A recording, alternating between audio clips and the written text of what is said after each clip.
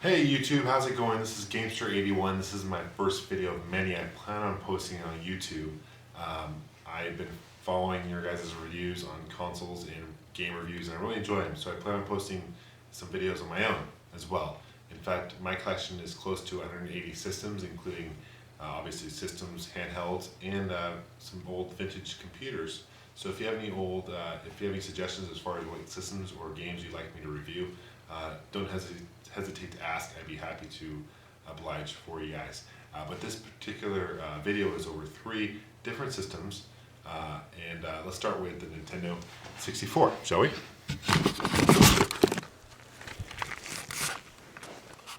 Okay, so the Nintendo 64 was obviously released in '96.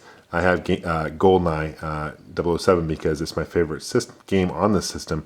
I think a lot of people will say that Zelda Ocarina of Time is the best game on the system. I agree, it's a great game, but I think GoldenEye was more revolutionary in the sense that it really established first-person multiplayer. And I think without the success of GoldenEye, you wouldn't have games like Halo and a lot of the first-person shooters you have today. It was really way ahead of its time in that sense. And the graphics were fun, and I remember playing this game when I was young in middle school, high school era, and those damn proximity mines on multiplayer were a bitch, I'll tell you what, but a great game for the system. But in all honesty, this review is not over the Nintendo 64. I think enough has been said. Most people know it. In fact, I'm sure most of you guys own the system, so I don't want to repeat any information you already know. This review is more on the add-ons, so let's get into the first one. First add-on was released only in Japan, and here it is. It's an ugly-looking system, and it's called the Nintendo 64 DD, and by itself, it's useless. There's no power supply. You need the Nintendo 64 to play the system. It's got a slot here, and it was actually official Nintendo's product, first available only online. Didn't sell very well at all. In fact, only 9 games were released for it, and I think it flopped worse than the Virtual Boy, believe it or not.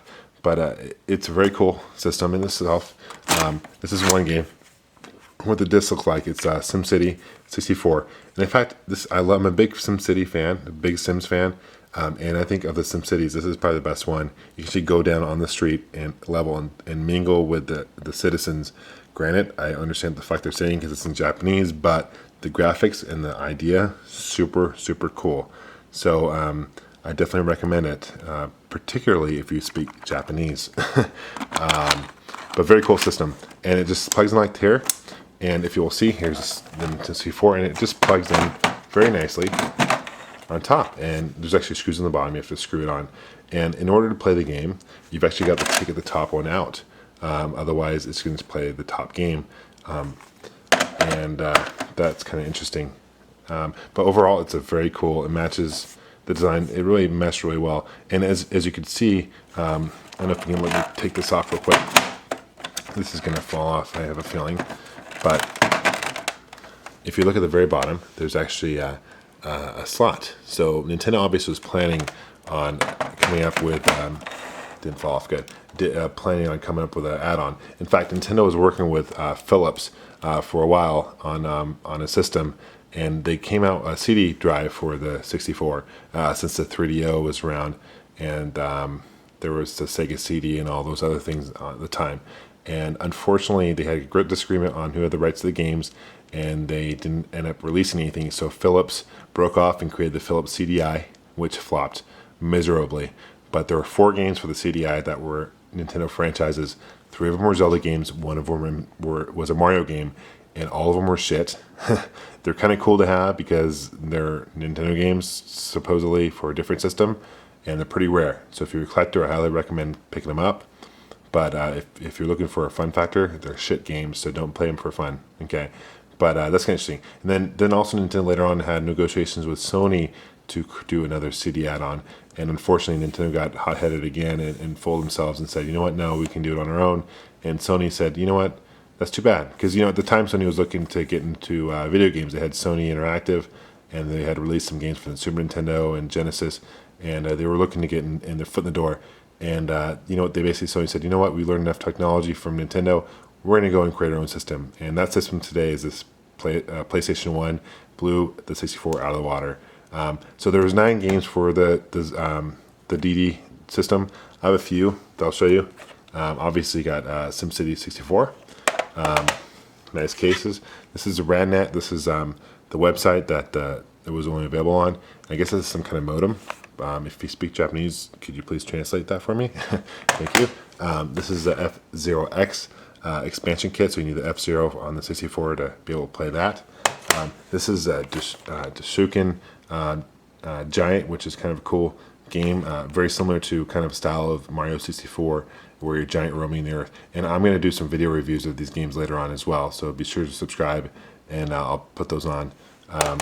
There are about, I think, 4 or 5 Mario Artist games, kind of like Mario Paint, released, and very cool editing pieces, and I have 3 of them. You can do like video editing and music editing. Here's another one, and here's my last one. This one's actually sealed, which is kind of cool. So overall, only a few games released, didn't do very well, and I think it's very, very hard to find. I think on eBay, they fetch a pretty penny, and I got mine in a complete box, so pretty cool. There's another add-on that went on top of the 64, so I'm going to take this off, and it was released in China several years later, and it's called the Tristar 64. And here it is. Kind of a weird look. There's a logo. This slot, there's 3 slots. Open up these flaps, and the first slot is for Famicom games. So I have a Famicom game, and this is an A2 game in one that I'll do a review later on. And it just plugs in on the top like so. The middle slot is for it's kind of cool, Super Famicom and Super Nintendo games. I have both versions here, and I'm going to plug in one because, in all honesty, I'll explain why later. Okay, and the final slot is actually for Nintendo 64, so I'm going to plug in Bond. So once all those games are plugged in, there's actually a bottom. It just snaps right in. And on the back, if you turn it around, how you hook this up is this actually connects to the Nintendo 64 here, and then the RV switch, RF things, RFEs, what do you call them? They plug in the TV, so that's kind of cool. And there's actually an individual power supply right here for the system as well. It uses the same power supply as the FC Twin, and so that's kind of convenient in that sense. I guess some drawbacks on the system is that the Nintendo 64, or I'm sorry, rather the Super Nintendo games are super hard to pull out. I don't know if you guys are familiar with the Messiah games or Nintendo problems where it was like you needed like super muzzles. It's a similar issue with the system for the Super Nintendo games.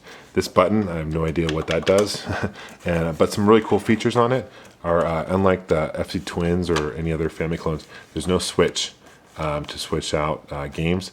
Also, there's a built-in, like almost like Game Genie for Nintendo 64, where for almost every 64 game, Nintendo 64 game is on the menu, you can actually put in some cheat codes that are pre-built in, and that's kind of cool. That's really cool. In fact, for like GoldenEye, you can be invisible, and have unlimited weapons and stuff like that. So it's like a Game Genie, which is a really neat features. Also, there's an internal memory thing in here, so you can save all your games in this unit as well. So it's a very cool collector's item, very cool pickup. I'm really happy to have one. And altogether, I call that the Ultimate 64. There's 5 game systems built into one.